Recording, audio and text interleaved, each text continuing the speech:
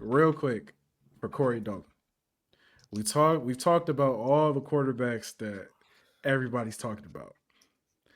Is there a quarterback prospect in this draft nobody's talking about that you guys are like, yeah, that's my guy? I'd take a chance. If you were a GM in the NFL, you'd be like, I'd take a chance. Don't have to be in the first round, but like, who's your Brock Purdy candidate? Yeah, Brock Purdy candidate. Oh man, you pounding the table. If there is one, like, or the Spencer Rattler Award winner. I mean, a guy that's like playing pretty well, who also has like 5-star pedigree. I mean, can we talk about Connor Wigman? I'm not completely out on him, but he's got to stay healthy. But he's got to go back to school, right? He's got to go back to school and prove he can stay healthy.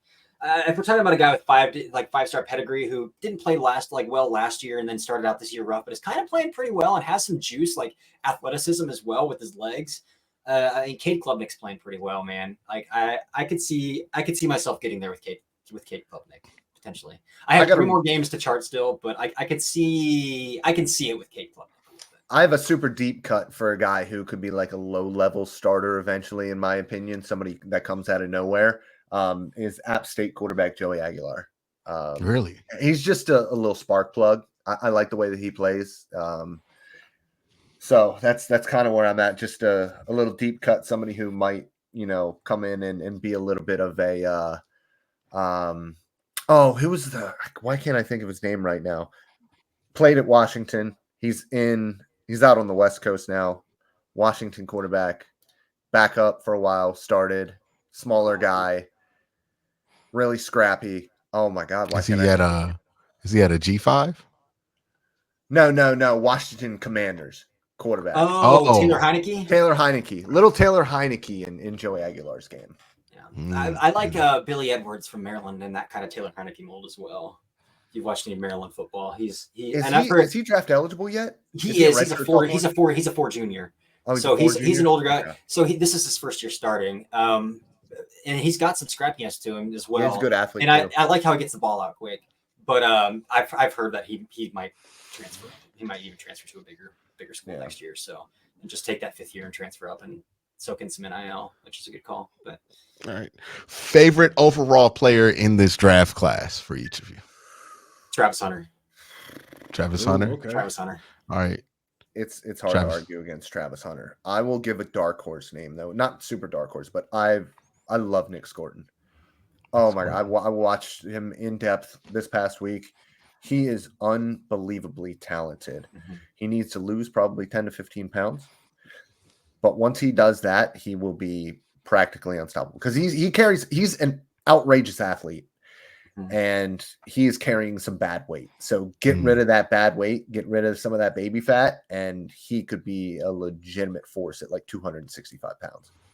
And then the last question of the day, most overrated prospect in this year's draft class. Oh man, that's a good one. Well, and now that I saw that interview, it's Kelvin Banks. That's fair. Yeah. Y'all both look like you wanted to say y'all wanted to say like 4 different players as soon as he asked.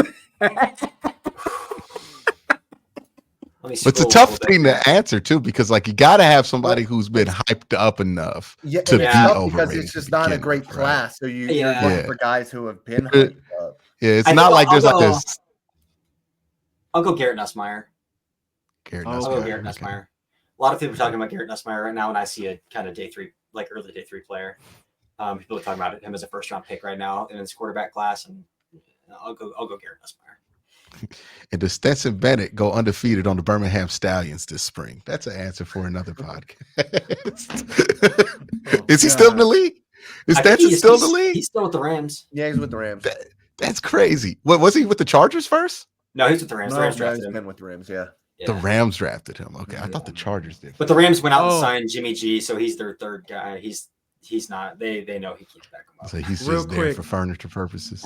Real quick for the Browns fans, one more time, because we know they're going to watch this. How do either of you feel about Drew Aller? Oh, boy, Northeast Ohio kid. Oh, God. Where's he? Is he? Let's get the reality now.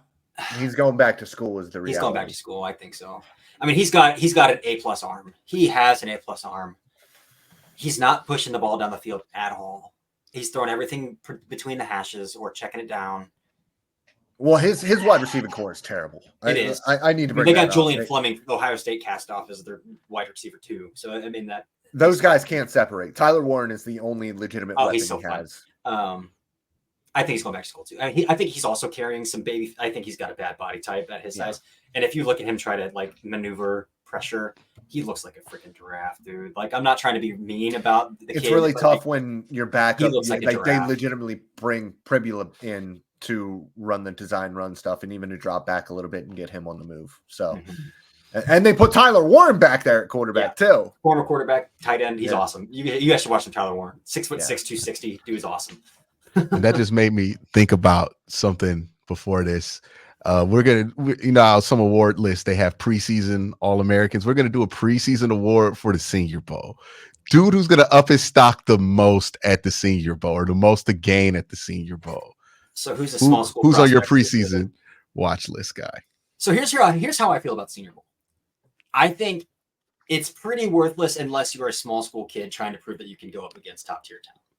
Mm-hmm. Like I don't like you can go these like huge Like Luke these- McCaffrey last year coming out. Yeah. Quincy, right? Quincy. Yeah, Quinyon Mitchell. last year. Quinyon the Mitchell, that's Toledo what I kid. meant. But like, Q Mitch. I mean, Trevor Penning I thought he had a terrible Senior Bowl and everybody loved it. He just punched dudes and threw guys into the ground and stuff like Hey, that. didn't he But- go to UNI?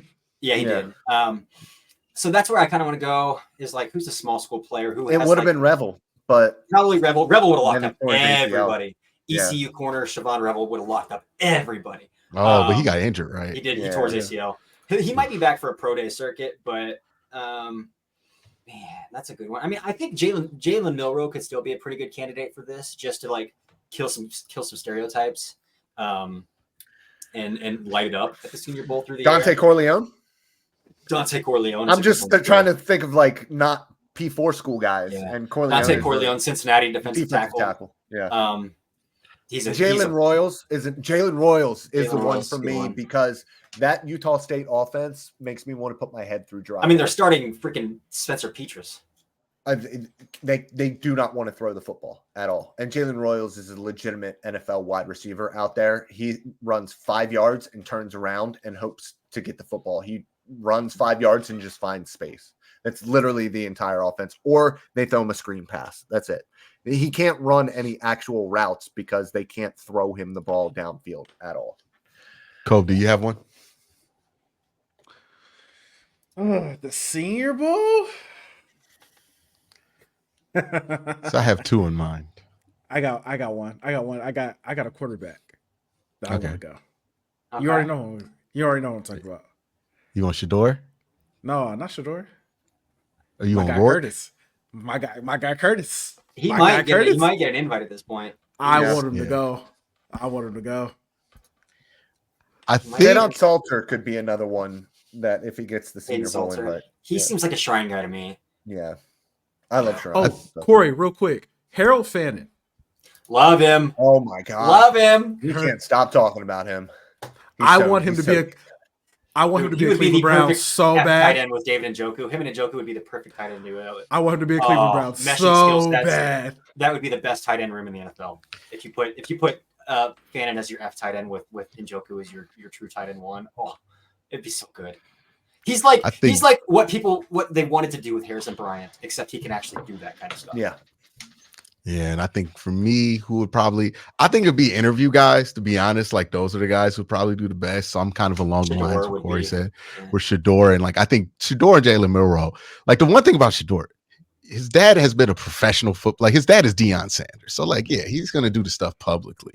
But when it comes to behind closed doors meetings and getting rich white dudes to feel comfortable about spending a bunch of money on you, nobody has done that better as a post athlete than Deion Sanders. So this idea that like he's gonna be abysmal in those interview settings, like no, he got the master with him of like figuring out how to do these interviews. Like Deion doesn't get to where he's at by just like being brash and throwing his Rolex on the fucking table all the time, or whatever people are assuming that Deion does in these situations. Deion is well read, and he has probably taught his sons to be strictly well read. And like I watched that kid, I'm like, no, that's a kid who knows how to do the little shit, right? When a player got injured, I think for Colorado, Shador sprints. He's the first guy there to go pick that guy up. He got injured on like a pass that Shador threw.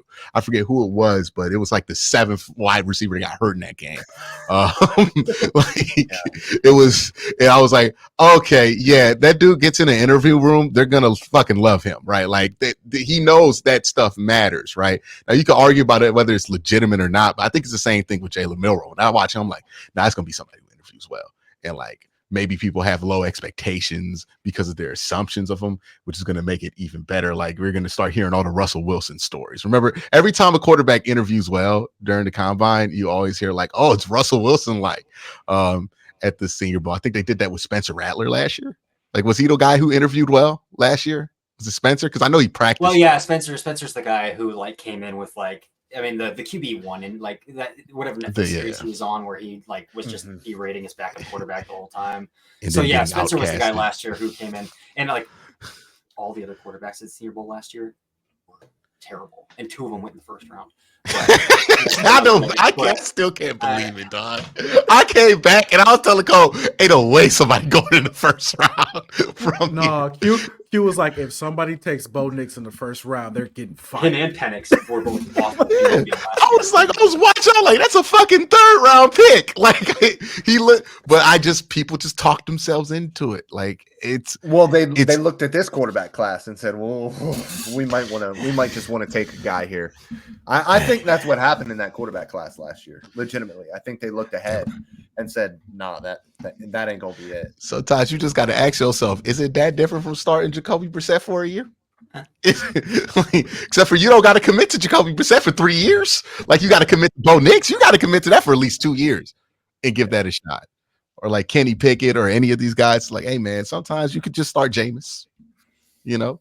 And that's where the Browns should be. If you don't think that guy's in this class, just fucking start Jameis or DTR for a year. It'll be fine.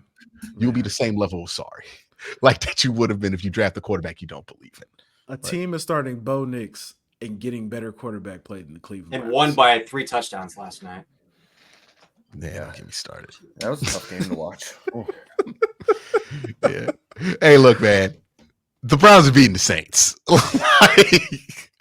Are they?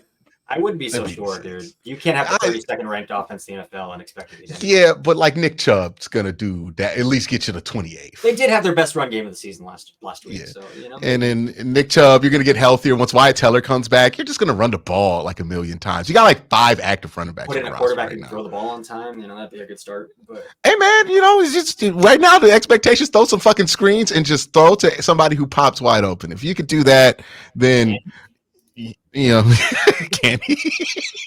No, but this preschool. They got Kevin running the preschool offense, though. They got Kevin drawing these plays up in big crayon, like not even like the regular size crayon. You know, the big crayon. Like you throw it here. You throw it right here. I just want to know.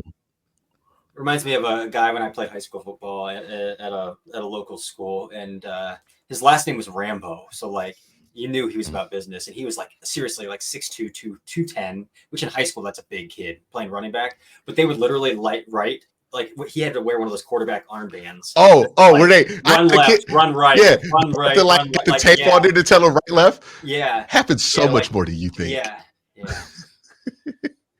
You need that for Deshaun. Throw screen right. Mm-hmm. Eyes left here. Yeah. Jeez. Yeah, man, it's bad. When you try to roll out, make sure you roll out to the opposite side of the pressure is coming. Can you do that, please?